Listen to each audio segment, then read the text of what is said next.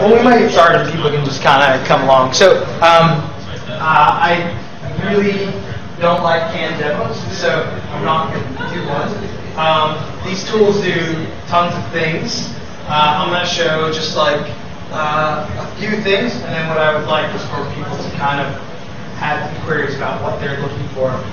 As with most things IBM produces, there's a ton of functionality in most of it. Not everyone leaves. Forget what the running stats are, but I think it's only 30% of features and function in commercial software are released by anyone, by any one organization. So I'm going to just kind of drop in, tell you what the kind of tools are about. So this is the Agile ALM suite, Application Lifecycle Management Suite from IBM. The Rational brand makes it. And basically what it is it's a set of Agile tools that lay on a platform called Jazz, which is basically, think of an app server that runs off something called OSLC, so Open Services for Lifecycle Collaboration. So it's an open source project that talks about how ALM tools should talk to each other. This is a cloud version we have running.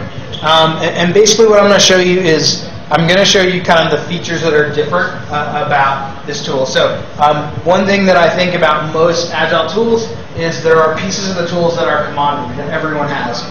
Work item, tasks, stories, epics, workflow, so open, in progress, closed, probably even a touch of dashboards, definitely Scrum boards and Kanban boards. Any tool on the market has those. So we have those. If you want to see them, I'll try to touch on them throughout. But for the most part, the big differentiator and why I took my bigger projects to this tool as a consultant was because this has some things that some of the smaller tools don't have. And one is that it has the concept of multiple tier backlogs. So you can have the concept of a big product backlog, a release backlog, and individual sprint backlogs underneath it. And it has the concept of a PMO. So multiple projects running on multiple different types of processes, so Scrum, Lean, Unified Process, Waterfall. They can all live inside the tool on their own templates and their own projects, and individual milestones can link back up to a PMO. So I can see when I'm head of the mainframe team how we're going to line up. And so those are kind of the two big things I'm going to show, and then we can touch on dashboards, because I guess those are the most pretty thing, and those are the things marketing always likes me to show. So the first thing is the idea of the kind of an Agile PMO. So this is basically a big overlaying PMO project plan, let's say, or task list.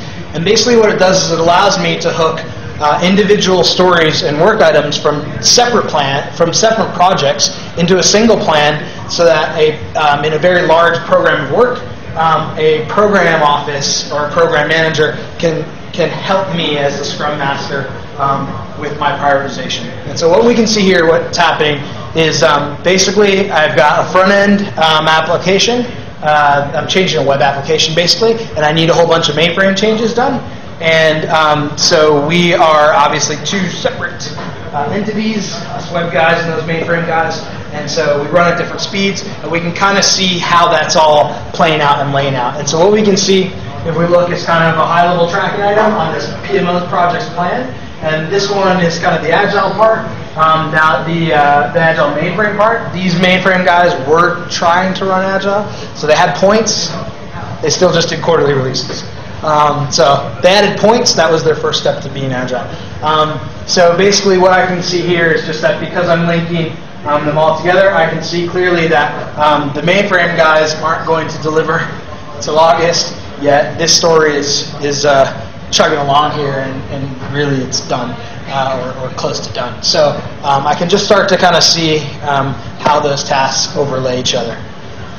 The other big thing is, for me, again, is the concept of release plans. So we've got a product backlog, and then from the product backlog we'll do prioritization, and we'll push into releases. Again, it's a way that we manage really complex stuff. So we don't typically use release plans for small deployments. But if we're doing, my background is that I came out of the Agile practice that does web sphere commerce. So if you're talking major commerce sites, my last one was a change to Sears.com. You're talking about 140 to 160 people working, 15, 20 different systems. You have concepts of releases. And so what that helps us do is we can push these different stories onto this release backlog. And we can see that tiered underneath the release backlog are sprints. And so we can push things onto the release backlog and then push them into the sprints. We typically run 3-week sprints. Some of the teams run 4-week sprints. Some of the really good guys run 2-week sprints. I don't think it makes a big deal how fast your sprints go, as long as you have them probably sprint-like in the 4-week mark or less. And we're able to drop then, just by kind of dragging and dropping, we can drop something from a release down into a sprint, and vice versa. If it has to come out of scope, we can take it from a sprint back up into a release. And this helps us kind of start again to coordinate how all the different teams are going to come together. So while we all may have different versions of what a sprint is, we may have 2, 3, or 4-week sprints, we all have the same release. So the releases, at Sears we're on monthly releases, so the release is a month. And so while some of the guys obviously only do 1 sprint per release, some of us do 2 sprints per release, some of us are mid-sprint when we're releasing, because we do 3-week sprints, which means that we're only releasing 1 sprint worth of stuff, but we've already moved on to work on other stuff. So while that complexity is complex, if you have this concept of overline and just kind of like feeding your information up, you do have this concept of scaling your Agile ability up without doing what we originally tried 7 or 8 years ago when we really started to take on Agile, which was force fit everyone into what Agile is. That really backfired pretty poorly on us. So this is a way to allow each team to run their version of Agile or Lean, some at Waterfall, and for all of us to start to group up together. That's the true basics of how the overall planning works and how that's different than some of the other planning pieces. Then really what we look at is dashboard. So the other major thing that we do is that we have heavily integrated our tools into both the rest of our tools and others' tools. So for most of my projects, we'll be heavily integrated with something called Rational Requirements Composer. So we'll have additional sets of requirements that hang off of stories. Those will be screen designs. Those might be a set of business rules or a set of data rules that hang off of those, and we can trace those in. I'll show you how real quick. And then we're typically integrated to either HP Quality Center or Rational has a tool called Quality Manager. And again, because in these larger systems, there typically is third-party testing. Whether or not that is part of the overall Agile team, sometimes it is, sometimes it isn't. But at the end of the day, it tends to be a little more structured. Let's call system integration, or at least a UAT test. Especially as we're vendors and we turn something over to a client, they'll typically have a series of tests they want to run, and we'll want to link whatever they're doing, those test cases, whether they're in Quality Center or Quality Manager, we'll want to link those back to our stories. And there's 2 reasons we want to do that. One is I still believe traceability is good, and 2 is that we want to understand. We like to keep metrics on that kind of thing. So over the multiple sprints, do I have a certain area or set of stories, or even person or team that is tending to have more problems with UAT than someone else, right? So those are just good for continuous improvement, which we tend to try to do. So all of that kind of linking often comes together on these dashboards. So this is kind of a big project dashboard. We've got the concept of the planning dashboards, which is really going to lay out most of the stuff in this particular planning tool. I think I still have connection. Maybe not. Oh, no connection.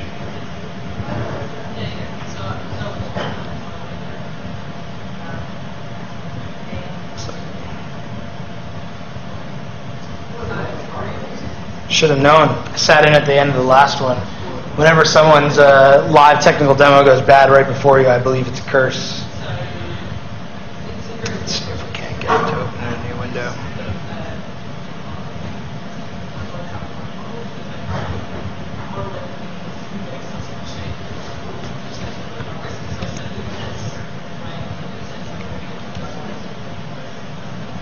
Sorry about that.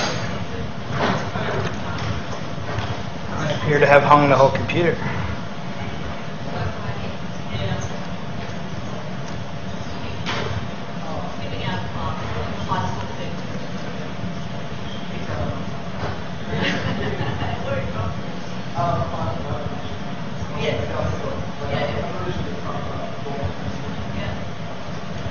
There we go. There we go. So, yep, typically what we tend to do on here is kind of lay out some of these simple widgets. Within the tool, there's tons of widgets. Again, I think that this type of dashboarding tends to be a bit commodity. If you're using an agile planning tool and it doesn't have dashboarding, you're probably using a pretty old version. Most of the tools on the market have some level of dashboarding. So these are kind of the basic things that I would track on my project. So my open stories, my open tasks, maybe some critical things like any Sev 1 defects or anything that's kind of critical to me, and then kind of where I am along my backlogs and whether or not I'm tracking, right? So essentially the concept of burning requirements. So this is where it's, probably a little bit, this is a major kind of difference in kind of how, at least personally, how I've kind of evolved in Agile. We probably kept everything in sprints as we started. As we started to take our Agile deployments into more and more complex systems, it didn't work real well. So we needed to kind of have some of this additional background. Like the simple story didn't work well enough for us. So here you can see that it's kind of, this is the story that's actually the plannable object. We can kind of do a rich hover, but we can see that it implements a set of requirements, and these requirements, they kind of live over, and it's got a feature, and off of there you've got additional things that it links to, which will be things like screen designs, any kind of business process, and that tool can link into additional external systems like SharePoint and some of the other spots people keep stuff. But essentially, again, trying to, without a lot of ceremony, add in the traceability that for those of us that had done really big complex system development for a while and then moved into Agile, getting some of the good stuff that was out of complex system without bringing in all the bad stuff. So this is kind of what we do there. So I will open one of those requirements, and we'll kind of take a look at what that looks like in a minute. But in addition, I can pull in all my kind of information around my requirements. So the recent changes that have happened in my projects, I'm part of a review right now, so I can see that there's some requirements under review that are basically getting, a kind of a low ceremony review and approval, right? It's literally a button. I approve it, I want to make a comment on it, or I disapprove it. Let's see. Additionally, we've got the development one. Again, is going to be this particular tool has heavy integration into source code management. A lot of the tools have some version of tying the planning and work item tools to source code management. If you're doing heavy custom development, it's a really important thing. I think that you should be able to link your defects and your stories directly to the change sets within your within your Git, your Mercurial, or this Team Concert has its own source code management distributed like the others. But the ability to kind of see how those go and how those build, and work items that are against the builds, you should be able to link all that together. Again, on a really small project, probably not a big deal, but as we scale up, having that type of level of knowing exactly what code is going out to the web and why it went out and what build contains what really helped us, even in things like eliminating the need to really do full-on release notes. Because basically what we do is we package up all the stories and say this is what, or the defect or whatever we worked on, and this is what's in the build. So the build dashboard kind of goes through, so this has the ability to dashboard. It has its own build engine, so think like Maven, or you can use Maven, Hudson, Ant. All of it plugs in there. It uses the APIs around those, so developers can kick off builds, and the statuses of those builds come back in. Some of those tools probably have their own dashboarding, but again, for us on a big project, we try to drive everyone into a single point of the truth. So the fact that we can dashboard our builds, whichever build set they're in, is important to us. The thing that this tool does really well for someone like myself that does a lot of custom development is that I have a build dashboard like this, and it links not only the work items to the changes that went in, but the build also contains the changes. So I can drive from something like a broken build, and I can drive down and see what change sets were in there. I can see what stories, defects, I can see everything, and I can quickly recreate that workspace on my computer if I go in to this tool via the IDE like Eclipse. So yeah, I can see that basically I can even see down to how it failed. So I can see that this build compiled, but it has 46 JUnit tests to run with it, and one of them failed. And I can dive down and I can see that there's there's only a single change that was even built in there. So that single change failed a JUnit test. Oops. Like I said, I think it's really important, again, for that development team to drive into what's going on with an external UAT or SIT team. We do a lot of testing in our Agile teams within the team. We do all the unit tests. We push very hard to do all the system tests, so kind of a bunch of stubbed testing. And so we want true done-ness, which for us means that we don't count the stories done until they've gone through depending on the project, system integration, or UAT. And so I need, and I don't typically keep that stuff within my realm of tools, so I need the ability to connect into Quality Center or Quality Manager and pull that stuff in from those tools and be able to see it here. And these are, for me, these are the important ones that I think impact my team a lot. So things like which stories have tests associated to them that haven't been run. So how far behind me is this integration stream, and then defects that I have in my queue that are affecting stories. So these are stories I really want done, and they've got defects against them that my development team, my Agile team with the developers and testers didn't find. So someone else found these defects against me. Once we start building all that data, again, kind of something different about this tool is that you can start laying analytics over it a bit out of the box, opposed to having to write my own reports like I did on other tools. So I get all the normal stuff like sprint burn downs, track open versus close, how many story points are really kind of trending of my velocity, all the things you would hope to get and that we used to kind of write reports for. And then we have a concept in our Agile at Scale of stabilization. So basically, as I start to get towards one of those releases, so remember my sprints are going, I take some defects in as they come in through my team or through others, but as I start to approach a release, I have this concept of things that I watch to truly be stable. So blocking defects, high severity defects, things of that nature I consider important for what I call stabilization. So making sure I'm stable to get ready to go with everyone else in a release. So those are, really quick, I'll jump over here and just kind of show that this is kind of what we do with the requirements piece. So it's a full web-enabled requirements management tool that has several different types of artifact types. So you can have rich text. It uses OpenOffice in the background, so you can import your Word documents. You can extract from them.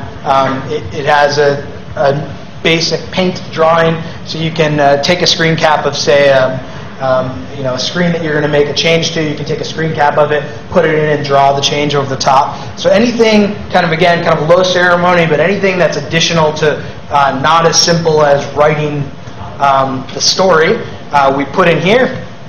And then we basically, that allows us to trace those things. So I can kind of trace these different pieces across. And here I can see in essentially what would be a very traditional traceability matrix. I can see that these types of features, this BA team kind of dives into some additional features, and underneath those features, they'll have other things like screen captures and all the things I talked about, and we can see that level, we start to trace them. So I can see it's implemented by a story that's over in my plan, and it's tested by a test case that's over in the testing tool. And again, for large-scale deployments, this is the kind of traceability that's typically required. Whether you buy into the validity of it, which personally I do, or not. Typically, there's governance around large projects that require this type of traceability. Typically, you would have to have this type of traceability to get out of any type of contractual right. So if you're a services organization delivering something, typically the client will want some sort of trace that shows that they've tested what they originally asked for, what they've been asking for through your iterations, and then we can trace and say everything was built. So this allows us to do those types of things without a ton of rigor and without a ton of ceremony. Is it more than a simple ceremony of write my stories in as a I want? Because yes, I think we still write those. Well, I demand that we still write those, and we sit. But now that I know that is my story, what does that look like in a screen? What does that do to my overall business process? The fact that I can link that back to the other stuff that exists in the world, right? Most of my big clients will have an enterprise architecture practice. They'll have an enterprise architecture concept that I'm supposed to live within. So the fact that I can link up to those things, if I'm going to deploy a commerce system, they'll have essentially some SLAs in place. So they'll have something like how fast the system has to respond, and all those types of things that aren't typically that I don't like to necessarily write in the validation criteria because they'll be reused. So I want them sitting somewhere else, and I'll link them to the validation criteria. That way, when it's a 3-second or less response time for each of the stories, I'm not rewriting that every time, and then someone accidentally writes 2 seconds one time. So again, it's this concept of a big, what I would call integrated system thinking, and how do I pull the parts that are good, the parts that helped us do complex system development, pull it into something that's more lean and agile without adding often a lot of the rigor and the gate checks and everything that went with some of those older waterfall pieces. So this is the tool suite that IBM's put through inside of our services organization, IBM Global Business Services, and our practice, IBM Interactive, that are part of in the US and Europe. This is what we built our Agile method on. So we have kind of a concept of starting small and working with an individual function of the tool, like maybe just the backlog and stories, and then seeing how big the project gets and how much more rigor we need. That's how we kind of start our smaller projects. When we take on something like a very large commerce project, like a redesign of a major commerce site, we'll come in with the full stack, knowing that we're going to need traceability, knowing that there's going to be 15 screen designers chugging away on screens in their sprint. We do a concept of what we call N+1 sprinting. So we tend to at least get the designs that the screens we're about to build will be 1 week ahead of the guys that want to build them, so that when I get to this story and say, okay, what is this story going to look like, I at least have the first rendition of the screen with me, and then those screen designers will follow me through the 3-week sprint, and then they'll jump off and do someone else's. So we stagger this approach. That's what we do. It tends to work very well for us. I find that over drinks you can talk about that till no end with a purist who believes everything happens within the 3-week sprint. I'd love for someone to show me that in a large complex system. So this is what we do. This is the tool that really supports it. If anyone, we've got a little bit of time that if anyone wants to know about a particular feature or pop down and poke around on it, this is just a cloud that I've got run up out of the US. So that's the tool bit without going through a big formal presentation or demo. Thanks.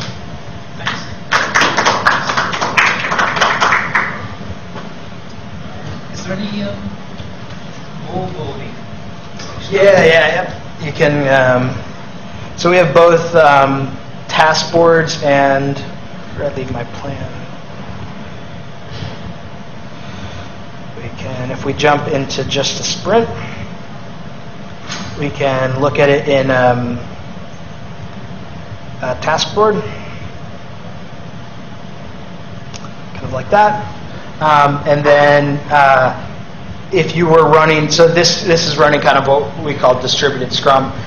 If you weren't running with stories and doing more of like Lean or Kanban, where it's just tasks moving through, there's a Kanban board, which in reality is just about the same, except that there's no story, right? It's probably got 5 columns and things moving. And the Kanban boards do allow you to start to put some smarts into the Kanban process, like limiting my work in progress. So I can say for this sprint, I'm limiting my work in progress to 3 tasks. And then if someone tries to move something, so say, don't start on that.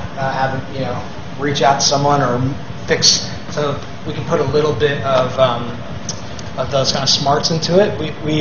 Well, my personal view is that the tool will allow you to do a lot of that kind of stuff. My personal view is that that's a lot of ceremony, and if you start to put too many rules in place, what will happen is you'll start having to think about all the exceptions to the rule, and before you know it, you've customized the hell out of something where it's probably easier to change people's behavior and encourage and maybe just report on it and encourage people to work better than to try to force them into working better. Anything else someone wanted to see? Yeah. See the resource is working on what? Can you see who's working on what on source? Mm-hmm. You can see it through the web. Most people that are working on source would access it through the tool as a direct plug-in to Eclipse and Visual Studio. So most of the guys working on source would work that way. They have added in the viewing of source. Let's see if I can pull something up. I find it, to be honest, a bit funky. I don't know why someone would want to view source through the web, other than I have had a client show me that they do browse my streams, that they do like code reviews in the web, so that they have like a concept of these coding coaches, and so that each guy doesn't have to go pull in a whole workspace of someone else's code and then blow that workspace away, which can be difficult in most IDEs. He can go just kind of scour code in on the web. But yeah, we can dive down into, and we can see who's working on a particular piece. So we can see, these particular pieces who they've been modified by, and we can actually lock the code and check the code out from the web too. Again, that might be good for things that maybe don't have an IDE, or some mainframe files or text files you're working on. But most people will want to stay within their development environment to check them and view it. But you can definitely go and look at the different pieces of code and see who's modified it when, and see if anyone has it locked. If anyone had it locked, the icon would be a little different. It would show that it's locked, and it would show who has it locked. So it is distributed source code management, so you don't have to lock. Most people won't use locking. But if we're about to pull a build off or something, we might lock privilege. It gives you the capability to do it if you need it. Anything else? Let's see. All right. Thanks.